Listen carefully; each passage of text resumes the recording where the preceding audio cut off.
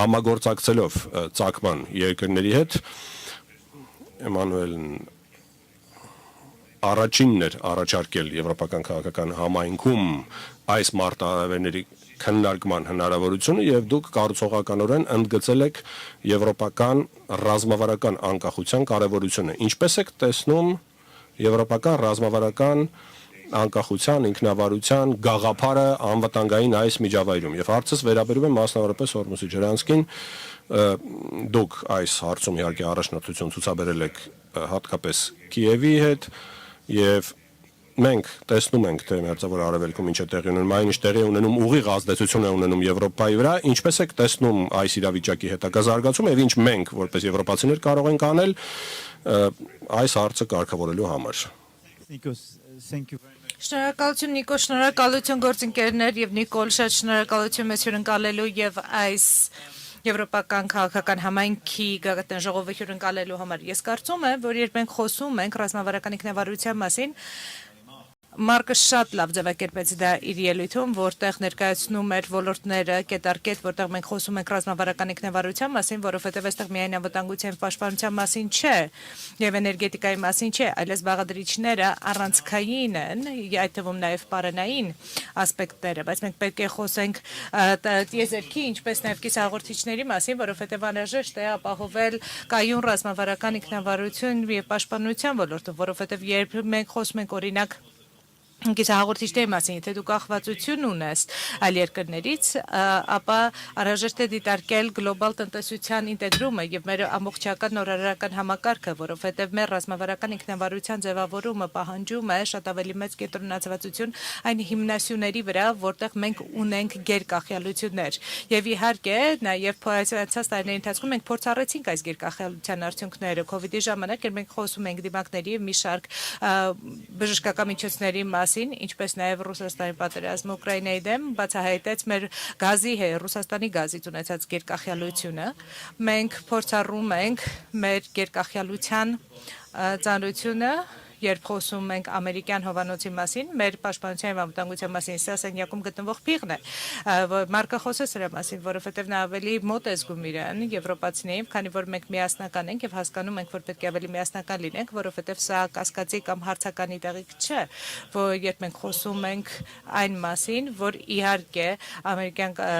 համերաշխության մասին կասկած չկա այս բոլոր ոլորտներում եւ մենք հավանաբար փորձառում ենք նաեւ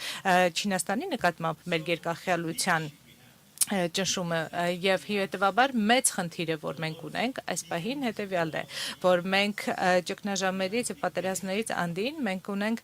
շատ լուրջ ռիսկազերծման ռազմավարություն որը պետք է իրականացնենք որը շատ ավելի մեծ ներդրում եւ համակարգում է պահանջելու եվրոպացիների շրջանում եւ եկեք հստակ լինենք դրա համար անհրաժեշտ է ավելի մեծ համերաշխություն ավելի շատ ներդրումներ ավելի լավ կազմակերպվածություն որպեսզի մենք կարողանանք ավելի լավ ինտեգրել մեր արժեշղթաները իրար եւ ռիսկազերծենք մեր արժեշղթաները աշխարհաքաղաքական իհայտ եկող կամ որոշարկվող սպառնալիքների դեմ մենք պետք է տեղայնացնենք որոշ արտադրություններ մեր շրջանում մենք պետք է բազմազանեցնենք մեր գործընկերությունը նվազեցնելու մեր գերկախյալությունները բայց սա է մոտեցումը եւ սա է որ մենք պիտի իրականացնենք առաջիկա տարիների ընթացքում հիմնական ռիսկերից մեկը որ ունենք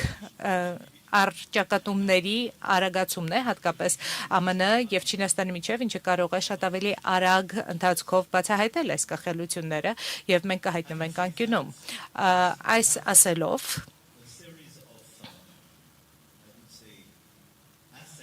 Կարծում եմ մենք ունենք մի շարք ակտիվներ, առավելություններ, որոնք մենք ամենայն հավանականությամբ թերագնահատել ենք եւ սրանք հիմնական կապերն են, որոնք աշխարհագրականից անդին են եւ իսկապես կարծում եմ, որ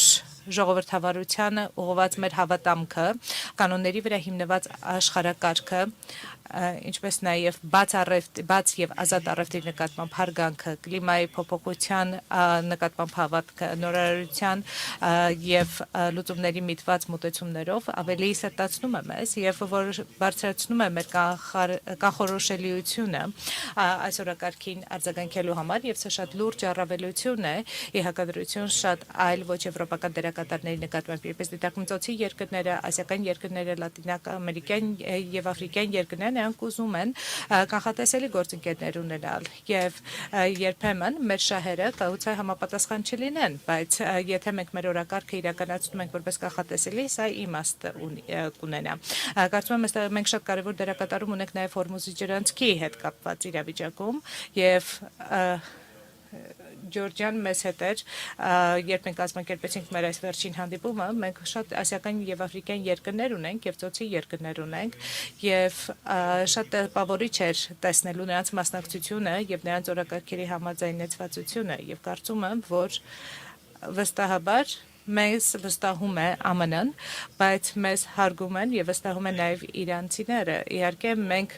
միամիտ չենք Իրանի հետ կապված, բայց նաեւ չենք պատերազմում նրանց հետ, ինչը ստեղծում է մի համատեքստ, որտեղ այս ամենը փոխկապակցվածության մեջ կարող է նշանակել, որ մենք կարող ենք ծառայություններ մատուցել դիվանագիտական, տնտեսական, ֆինանսական իմաստով, որպեսզի կարողանանք դյուրացնել Հորմուզի ջրանցքի բացումը եւ բացառևտուրը եւ սա ռազմավարություն է,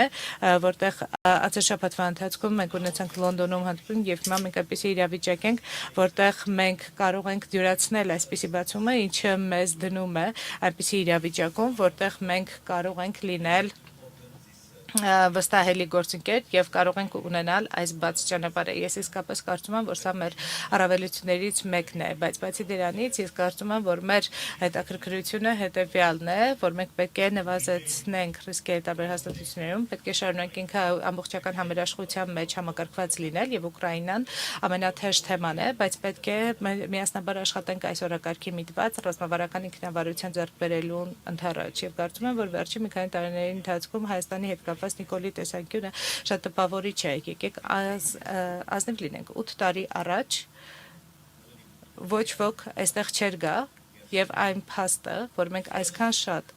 առաջին այցեր ունենք ձեր երկիր, իսկապես լավ ցուցանիշ է, որովհետև 8 տարի առաջ այս երկիրը շատ սեղանի շուրջ նստած բազմաթիվ երկրների կողմից դիտարկվում էր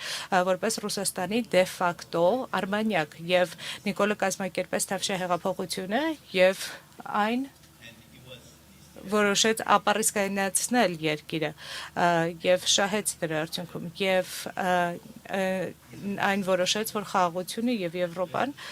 առաջնային ձգտումն են եւ այն դիմադրությունը, որ կա Ուկրաինայում, Հայաստանի ռազմավարությունը, այն ինչ որ արվեց ու Մոլդովայում, ինչպես նաեւ շատ այլ երկրներում, որոնք նստած են այս սեղանի շուրջ, ցույց է տալիս, որ մենք որպես եվրոպացիներ մենք որոշել ենք անցյալ մի քանի տարիների ընթացքում մի ազանգ հնչեցնել միասնաբար զարթոնքի համար եւ հենց ռազմավարական ինքնավարությունը հենց այսպեսի մեծ ուժի միտված Շնորհակալություն, այո, կարևոր է ունենալ կանխատեսելի գործընկերներ այս անկանխատեսելի աշխարհում։ Հավանիր տեսանյութը եւ բաժանորդագրվիր նորությունները բաց չթողնելու համար։